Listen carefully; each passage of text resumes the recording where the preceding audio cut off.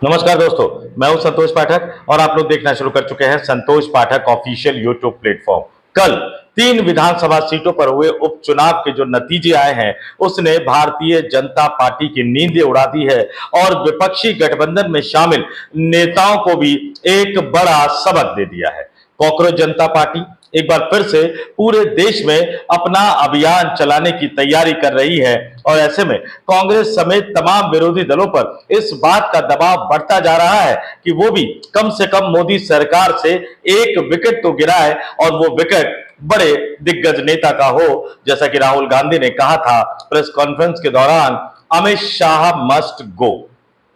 घड़ी में 9 बज रहे हैं और 1.5 घंटे बाद राहुल गांधी, अखिलेश यादव और इंडिया गठबंधन में शामिल अन्य राजनीतिक दल के नेता एक बड़ा अभियान छेड़ने जा रहे हैं, एक बड़ा हंगामा खड़ा करने जा रहे हैं।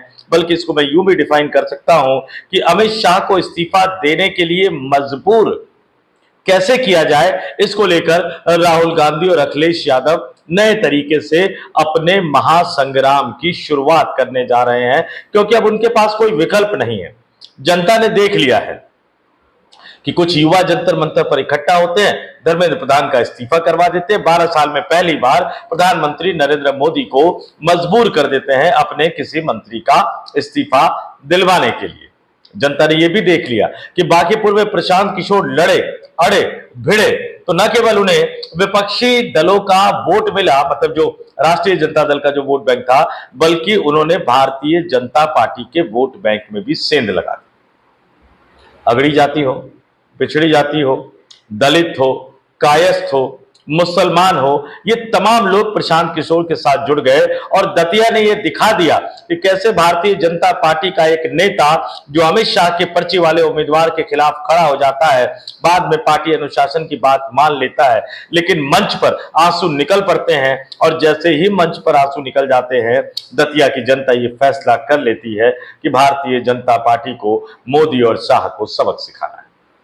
इन दोनों सीटों पर हार बीजेपी के उम्मीदवार की नहीं, बल्कि मोदी और शाह की हार है। तो अब से ठीक 1.5 घंटे बाद क्या करने वाले हैं राहुल गांधी और अखिलेश यादव, और इस बीच मोदी ने एक बार फिर से सांसदों की बैठक बुला ली है और आधे घंटे बाद वो सांसदों की बैठक होगी। 1 घंटे बाद मल्लिकार्जुन खड़गे बड़ी बैठक करेंगे और 1.5 घंटे बाद राहुल गांधी और अखिलेश यादव अपने नए संग्राम का ऐलान कर देंगे। ये बड़ी खबर मैं आपके सामने लेकर आया हूं, एक एक करके तथ्यों को आपके सामने रखूंगा। लेकिन उससे पहले आपसे एक अपील, आपसे एक आग्रह भी करना चाहूंगा। अगर आपने अभी तक हमारे इस YouTube मंच को सब्सक्राइब नहीं किया है तो आगे बढ़िए, संतोष पाठक ऑफिशियल YouTube प्लेटफॉर्म को सब्सक्राइब कीजिए, हमारे वीडियो देखिए, वीडियो पसंद आए तो ही इसे लाइक कीजिए, और वीडियो पसंद आ गया, लाइक आपने कर दिया, 4-5 लोगों तक बढ़ा देंगे तो और अच्छा होगा।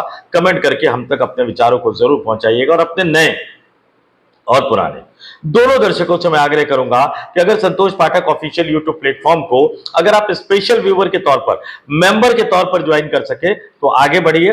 इसके लिए कोई बहुत ज्यादा राशि खर्च नहीं होती है, हमें आपके हर तरह के साथ सहयोग, समर्थन और समर्पण की जरूरत है। अब आते हैं आज की बड़ी खबर पर। एक तरफ भारतीय जनता पार्टी की इतनी करारी हार कल हो रही थी, नतीजे आने, बांकीपुर का तो शुरू से ही आना शुरू हो गया था, बीच में कुछ समय के लिए गिनती रुकी भी, बाद में एक समय ऐसा आ गया कि चुनाव आयोग ने गिनती के राउंड ही बढ़ा दिए, लेकिन कुल मिलाकर नतीजा दोपहर तक ये तय हो चुका था कि क्या नतीजा आएगा। और दूसरी तरफ देश की राजधानी दिल्ली में संसद भवन परिसर में लोकसभा स्पीकर ओम बिरला की अध्यक्षता में बीएसी की बैठक बुलाई गई थी पूरे सप्ताह भर का एजेंडा तय करने के लिए। मैं बता देता हूं आपको, बीएसी क्या होता है। वो बिजनेस एडवाइजरी कमेटी होती है जो लोकसभा स्पीकर की अध्यक्षता में होती है और उसमें तमाम राजनीतिक दलों के, जो सदन में जितने राजनीतिक दल है उनके प्रतिनिधि मौजूद होते हैं और वो ये तय करते हैं कि भैया इस हफ्ते हमें ये काम करना है, इस बिल पर चर्चा करनी है, ये मुद्दों पर हमें चर्चा करनी है, ये तमाम चीजें तय होती हैं। तो कल जो है, एक तरफ जहां उपचुनाव का नतीजा आ रहा था, दूसरी तरफ बीएसी की बैठक हो रही थी। बैठक में सरकार ने अपने एजेंडे को सामने रखा, विपक्षी राजनीतिक दल ने सीधे सीधे कह दिया कोई एजेंडा नहीं मानेंगे जी, फिलहाल 2 बातों पे चर्चा करवा लीजिए, आपके झांसे में नहीं आएंगे। हर बार लोकसभा स्पीकर कहते हैं कि बोलने का मौका देंगे, बोलने का मौका देंगे, मौका तो देते ही नहीं है। तो सीधे सीधे कह दिया गया राम मंदिर चढ़ावा चोरी कांड पर चर्चा होनी चाहिए। और दूसरा कह दिया गया कि दिल्ली में जो युवाओं के साथ किया गया उस पर गृह मंत्री को अपना जवाब देना चाहिए। बीएससी की मीटिंग में विपक्षी राजनीतिक दलों ने बिल्कुल साफ साफ ये कह दिया, और ये दोनों ही मुद्दे भारतीय जनता पार्टी की परेशानी को बढ़ाने वाले हैं। तो आज जब 11 बजे लोकसभा और राज्यसभा दोनों सदनों की कार्रवाई शुरू होगी, तो आमतौर पर जैसे कल स्पीकर बिरला कह रहे थे कि भैया आप लोग सोच के आते हो कि सदन स्थगित कराना है, कभी कभी तो ऐसा लगता है कि लोकसभा स्पीकर और राज्यसभा के सभापति ये सोच के तो नहीं आते कि हमें 1-2 मिनट में 3-4 मिनट में उठ के चले जाना है। ये तमाम चीजें हैं, लेकिन अब जो है विपक्ष को लग गया है कि अब आधे अधूरे मन से लड़ाई लड़ने से कोई काम चलेगा नहीं। आधे अधूरे मन से लड़ेंगे तो जैसे आरजेडी चली गई तीसरे नंबर पर, उसी तरह से जनता आपको तीसरे नंबर पर ढकेल देगी। तमिलनाडु में तमिलनाडु की दोनों मुख्य पार्टियों को कहां बिठा दिया तमिलनाडु की जनता ने, एक नए नवेले एक्टर को उठाकर मुख्यमंत्री बना दिया। अब तो फैसला करना पड़ेगा, इसलिए मैं एक एक करके बता देता हूं क्या होने वाला है।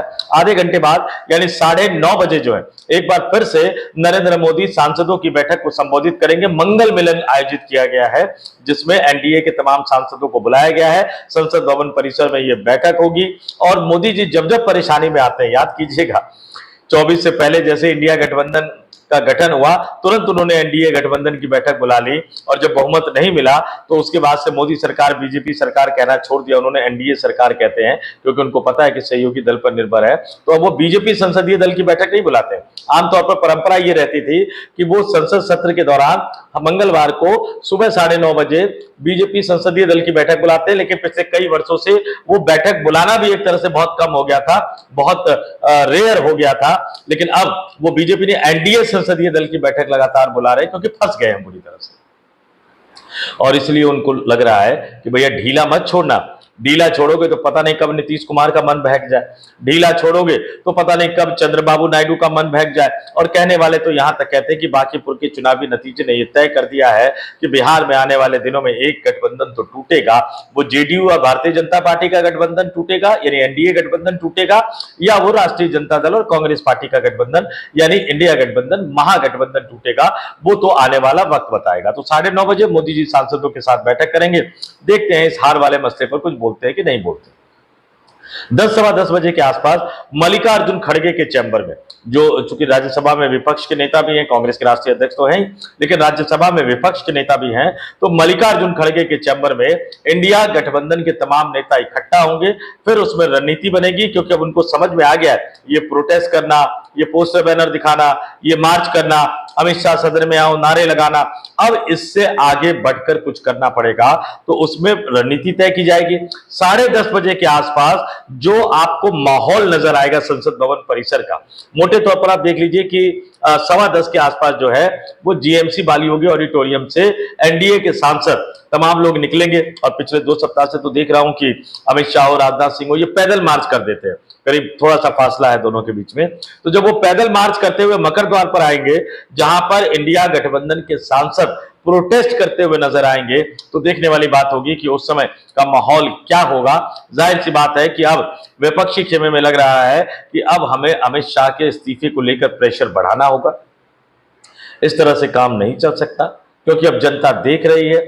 अब जनता ये तय करेगी कि बीजेपी से लड़ने में कौन सक्षम है या नहीं। तो राहुल गांधी और अखिलेश यादव दोनों अपनी स्ट्रेटेजी को अब एग्रेसिव अंदाज में लाने की कोशिश करते हुए नजर आएंगे। राम मंदिर चढ़ावा चोरी कांड का मसला भी उठाकर, और दिल्ली पुलिस में दिल्ली में जो युवाओं के साथ किया गया उस वाले मसले को उठाकर भी। और फोकस बिल्कुल साफ है कि पहले किसी भी तरह से अमित शाह को सदन में आने को मजबूर किया जाए, उनको जवाब देने को मजबूर किया जाए। और अगर अमित शाह इससे बचते हुए नजर आते हैं, अब तक तो वो बचते हुए नजर आते हैं, तो फिर अमित शाह के इस्तीफे को लेकर एक देशव्यापी, एक राष्ट्रव्यापी अभियान छेड़ दिया जाए। और दोनों में रिश्ते भी सुधर गए हैं। वो कमलनाथ वाला दौर भूल जाइए। दतिया के उपचुनाव में भाजपा के उम्मीदवार को हराने के बाद मध्य प्रदेश के कांग्रेस के अध्यक्ष ने कहा कि इस जीत में समाजवादी पार्टी के नेताओं और कार्यकर्ताओं की भी अहम भूमिका है, क्योंकि अखिलेश यादव ने के कहने पर, उन्होंने अखिलेश यादव से अनुरोध किया और अखिलेश यादव के कहने पर समाजवादी पार्टी के नेताओं और कार्यकर्ताओं ने भी कांग्रेस उम्मीदवार के पक्ष में चुनाव प्रचार किया। ये एक शायद ये पहला मौका होगा जब कांग्रेस का कोई प्रदेश अध्यक्ष जो है इस तरह से सीधे सीधे अखिलेश यादव को क्रेडिट दे रहा है अपने उम्मीदवार की जीत का। जाहिर सी बात है समाजवादी पार्टी भी उत्साहित है, अखिलेश यादव भी उत्साहित है और अब उनको लग रहा है कि समय आ गया है कि एक तरफ जहां राम मंदिर चढ़ावा चोरी कांड का इस्तेमाल करते हुए इस मुद्दे को उठाते हुए यूपी में योगी आदित्यनाथ और केंद्र में नरेंद्र मोदी को घेरा जाए, वहीं अमित शाह के इस्तीफे की मांग को लेकर एग्रेसिव अंदाज में, आक्रामक अंदाज में एक ऐसा अभियान चलाया जाए, एक ऐसा महाअभियान छेड़ा जाए, एक ऐसे महासंग्राम की शुरुआत की जाए ताकि नरेंद्र मोदी भले ही कह पाने की हालत में ना हो, लेकिन अमित शाह को कभी ना कभी ऐसा लगेगा कि अब ये मामला बिगड़ता चला जा रहा है और इसलिए बेहतर होगा कि वो कुछ समय के लिए गृह मंत्री के पद से इस्तीफा दे दे। इस तरह का माहौल बनता हुआ नजर आ रहा है। वैसे भी कहने वाले तो यहां तक कह रहे हैं कि मोदी कैबिनेट से कई दिग्गज मंत्रियों की विदाई वो चाहते हैं और ऐसी विदाई का अगर कोई फॉर्मूला तैयार नहीं हो पाता है तो वो खुद इस बात को ऑफर कर देंगे कि मेरे समेत तमाम दिग्गज मंत्रियों को अब कैबिनेट छोड़कर पार्टी को मजबूत बनाने के लिए काम करना चाहिए और कैबिनेट में हमें युवा चेहरों को मौका देना चाहिए। इस तरह का फॉर्मूला भी वो सामने रख सकते हैं ताकि वो जो अकेले जो है वो इस्तीफा देने की शर्मिंदगी से बच जाए। क्योंकि जो दिल्ली की सड़कों पर जो पुलिस ने किया, जो आरएएफ ने किया, वास्तविकता तो यही है दोस्तों कि अमित शाह के पास इसका कोई जवाब नहीं है। नजर बनाए रखिएगा, क्या होगा 9:30 बजे, क्या होगा 10 बजे, क्या होगा 10:15 बजे, क्या होगा 10:30 बजे और फिर 11 बजे क्या होगा। ये दिन भर का जो घटनाक्रम होता रहेगा, बड़ी चीजें जो होंगी वो भी मैं आपके सामने लेकर आऊंगा। लेकिन पहले ये जो मैंने स्टोरी रखी है इसको अपना प्यार दीजिए, साथ सहयोग समर्थन दीजिए। वीडियो पसंद आया हो तो लाइक कर दीजिएगा, चैनल पसंद आया हो तो सब्सक्राइब कर लीजिएगा, कमेंट करके हम तक अपने विचारों को जरूर पहुंचाइएगा। और अगर आप मेंबर के तौर पर, स्पेशल व्यूअर के तौर पर हमारे मंच को ज्वाइन कर सके तो आगे बढ़िए। इसमें बहुत ज्यादा राशि खर्च नहीं होती है दोस्तों। संतोष पाठक ऑफिशियल यूट्यूब प्लेटफॉर्म को मेंबर के तौर पर, स्पेशल व्यूअर के तौर पर ज्वाइन जरूर कीजिए। इस वीडियो में इतना ही। मुझे यानी संतोष पाठक को दीजिए इजाजत। आप तमाम लोग देखते रहिए संतोष पाठक ऑफिशियल यूट्यूब प्लेटफॉर्म। बहुत बहुत धन्यवाद, आभार, नमस्कार।